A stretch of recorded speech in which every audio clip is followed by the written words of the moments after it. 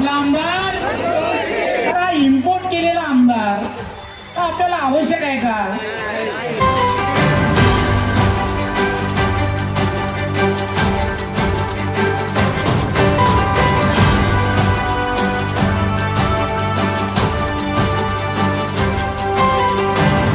आपला आमदार आता तो कुठेतरी मुंबईमध्ये राहणारा, कधी येतो नाही येतो असा आमदार असण्यापेक्षा एक शिटी मारली ना, एक शब्द आहे, जरा आवाज दिला तर अण्णा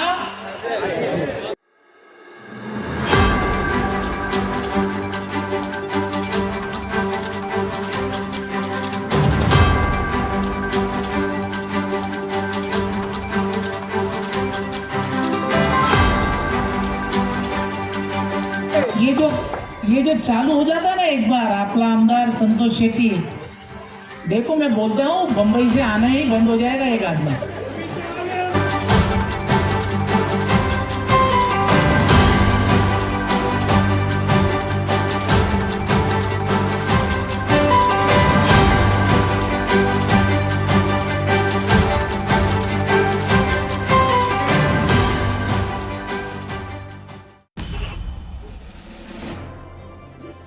महाराष्ट्र के कैबिनेट मिनिस्टर रविंद्र चौहान का काफिला पहुंचा भिवंडी।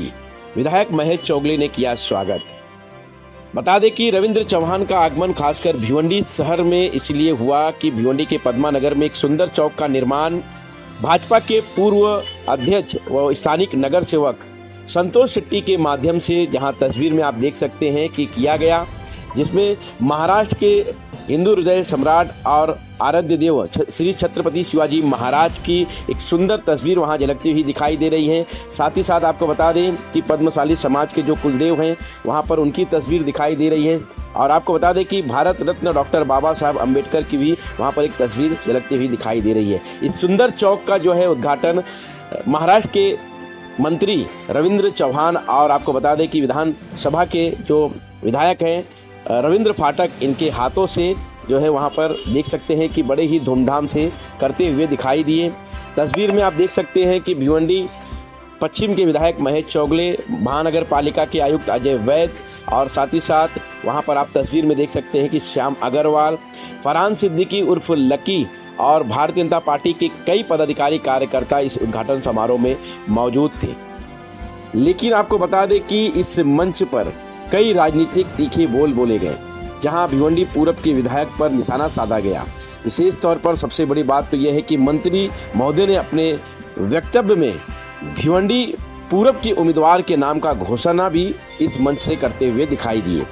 पूरी तस्वीर भिवंडी के पद्मानगर इलाके की है और आपको बता दें कि विधायक रईस शेख पर निशाना साधते हुए महाराष्ट्र के कैबिनेट मिनिस्टर रविंद्र चौहान ने क्या कहा, आइए सुनते हैं।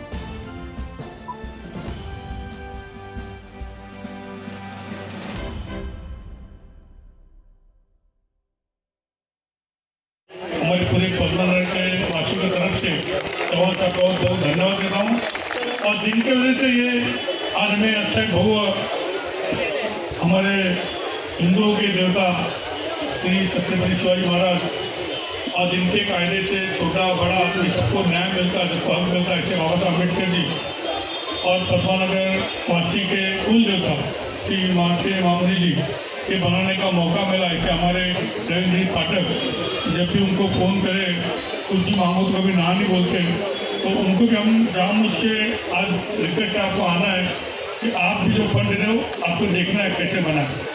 और इस पूरे काम के लिए हमारे जो आज यहाँ उपस्थित अपने आमदार महेश चौगले और पूरे काम में जो हरदम अच्छे सहयोग है, टीम में से जो कमिश्नर आगे बैठे वैद जी भट्ट और उनकी पूरी टीम, ये बहुत अच्छे तरीके से हमको अच्छा सपोर्ट किया। श्री रवींद्र फाटक साहेब यांना मी अतिशय मनापासून धन्यवाद देतो की त्यांनी जो निधी दिला त्या निधीतून आम्हाला हे काहीतरी भिवंडी शहरासाठी चांगलं काम करता आलं। आणि जसं म्हटलेलं संस्कृतमध्ये योजक असतात तर दुर्लभ, हा योजना करणारा माणूस फार दुर्लभ असतो। असा दुर्लभ व्यक्ती म्हणजे आमचे अण्णा संतोष शेट्टी साहेब यांचं विजन एवढं चांगलं आहे। काहीच काळापूर्वी मी हा बाजूचा हॉल वसंत डावखरे ज्येष्ठ नागरिक कट्टा याच्या उद्घाटनाला सुद्धा आलो होतो। अतिशय छान त्यांनी बांधला आणि आता लगोलगच 2 महिन्याच्या अवधीमध्ये हे मोन्युमेंट तयार झालं. भिवंडी शहरामध्ये जागोजागी जर अशी मोन्युमेंट तयार झाली तर या शहराचं रंगरूप बदलायला वेळ लागणार नाही.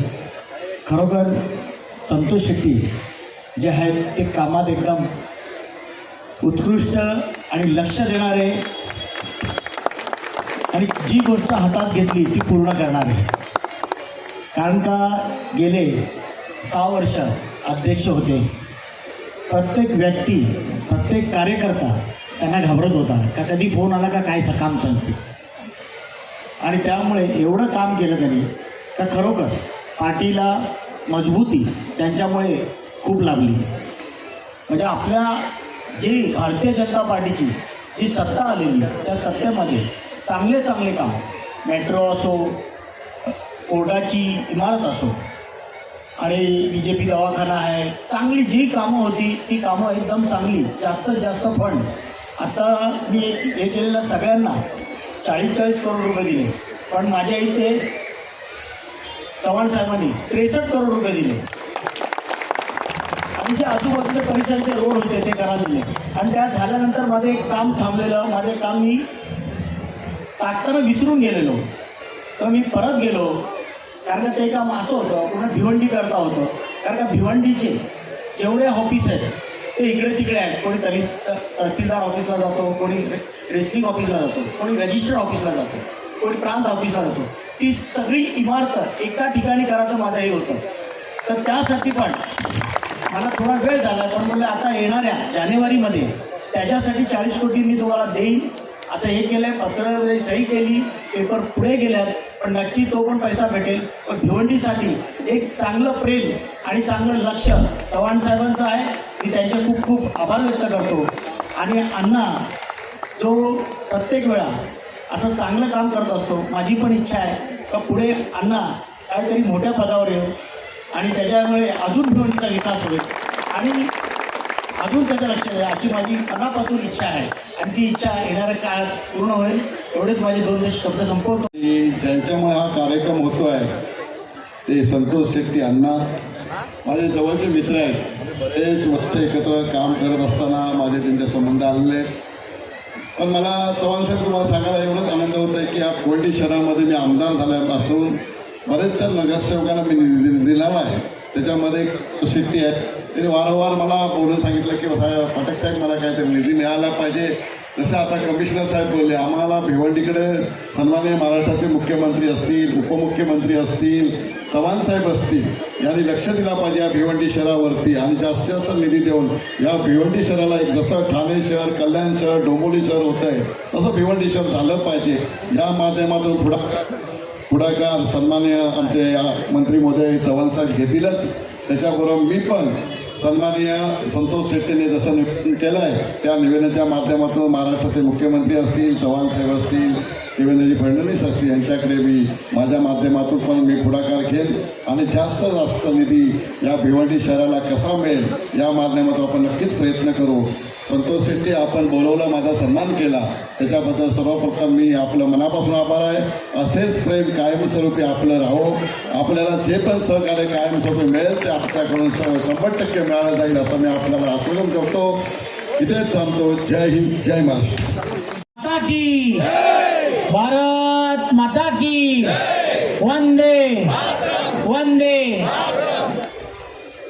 आजच्या या कार्यक्रमाच्या निमित्ताने आदरणीय रवींद्र फाटकजी, आदरणीय महेश चौगुलेजी, या महानगरपालिकेचे आयुक्त वैद्यसाहेब आणि आमचे मित्र आदरणीय संतोष शेट्टीजी.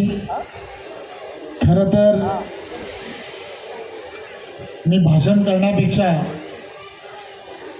जर 2-3 गोष्टी रवींद्र फाटक यांच्या उपस्थितीत बोललो तर इथल्या भिवंडीवासियांना फार आनंद होईल. मला आठवतं की मी रायगडमध्ये असाच गेलो होतो.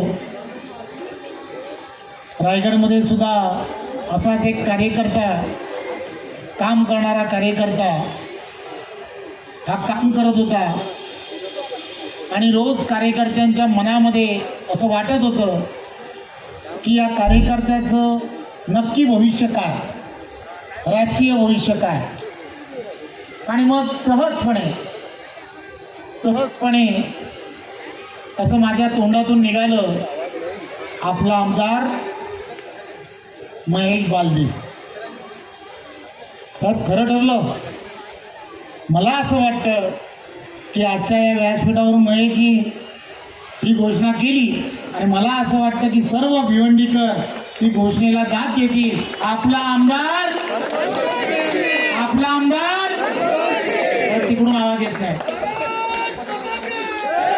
आपला आमदार.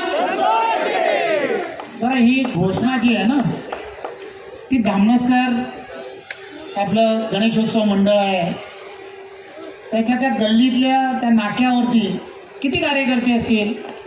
1000 कार्यकर्ते असतील. मला असं वाटतं की या प्रत्येक कार्यकर्त्याने रोज त्या नाक्यावरती उभा राहिला आणि ताई असं बोलायला लागला, आपला आमदार. आता तो कुठेतरी मुंबईमध्ये राहणारा, कधी येतो नाही येतो, असा आमदार असण्यापेक्षा एक शिटी मारली ना, एक शब्द आहे, जरा आवाज दिला तर अण्णा, बरोबर ना, अन्नाच ना, अपना अण्णा 24 गन्ना लोकांना. अरे अशी सगळी पद्धत असताना अरे हा इम्पोर्ट केलेला आमदार हा आपल्याला आवश्यक आहे का? हो का नाही? 2024 उजाडणार आहे, सुरुवात होणार आहे 2024ला. माझी विनंती आहे, प्रत्येक मंडळ, भिवंडीमध्ये असणारं प्रत्येक मंडळामधील असणारा प्रत्येक कार्यकर्ता आणि प्रत्येकाच्या मनामध्ये जो राज्य करतो, प्रत्येक कार्यकर्त्याच्या मनावरती राज्य करतो, असा अण्णा किती वर्ष त्याला नगरसेवक ठेवणार? किती वर्ष ठेवायचा? काही लिमिट आहे की नाही? जरा करा, जरा त्याला प्रमोशन वगैरे द्या जरा.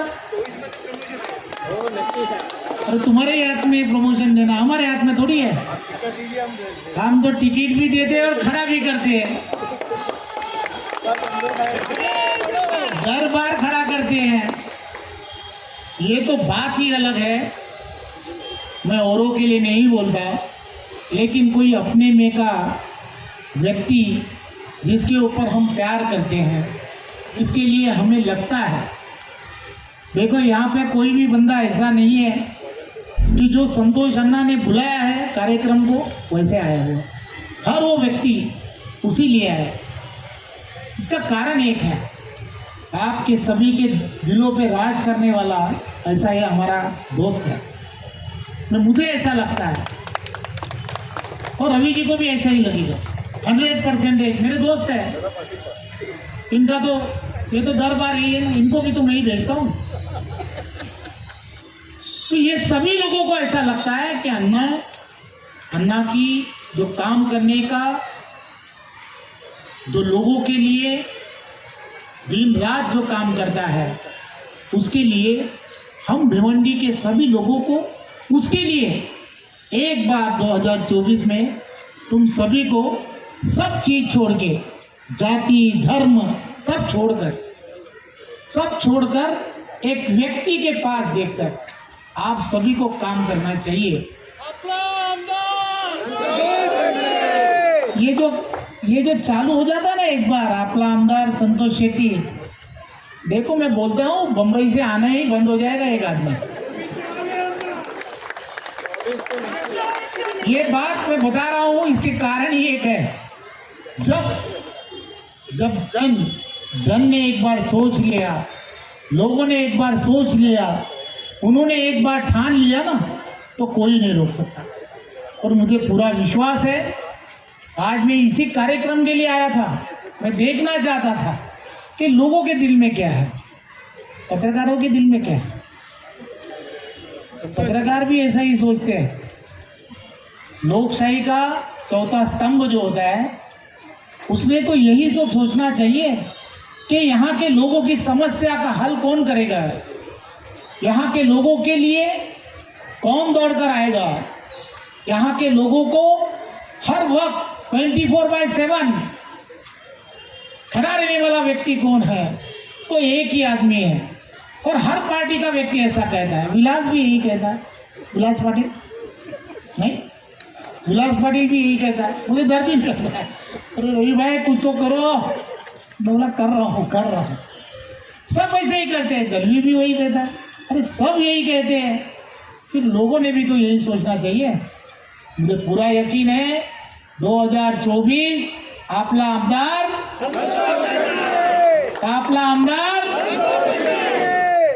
मुझे पूरा आप लोगों के ऊपर भरोसा है। जो जो काम मुझे बताए गए हैं, मैं पूरे विश्वास के साथ कहता हूं, संतोष अन्ना आमदार बनने के पहले ये यहाँ का जो पद्मानगर का जो आपने बनाया ना हॉल, जिसको 8 करोड़ रुपए लगने वाले हैं, उसके पहले ही दे दूंगा। लेकिन आपकी भी जवाबदारी है, आपकी जवाबदारी है कि आपको संतोष अन्ना को आमदार बनाना है। बनाओगे कि नहीं? अरे दोनों हाथ उठाकर बोलो। अरे पत्रकार लोगों, जरा उस तरफ तो देखो, लोगों की चाहत क्या है। देखो देखो कौन आया। पूरे विश्वास के साथ आज फिर एक बार हमारे दोस्त संतोष अन्ना ने आज हमें सभी लोगों को यहाँ पर आमंत्रित किया। हम सभी लोग उसके साथ हैं, पूरे ताकत के साथ। हम देवेंद्र जी, कपिल पाटिल जी, एकनाथ शिंदे जी, हम सभी लोग और अजीत दादा भी, सब हम एक साथ उनके साथ में हैं। इसीलिए इस बार संतोष अन्ना हमारे साथ में विधानसभा में आना चाहिए। इसीलिए आप सभी लोगों को बहुत बहुत धन्यवाद देता हूँ। धन्यवाद। जय हिंद, जय महाराष्ट्र, भारत माता की जय, भारत माता की जय।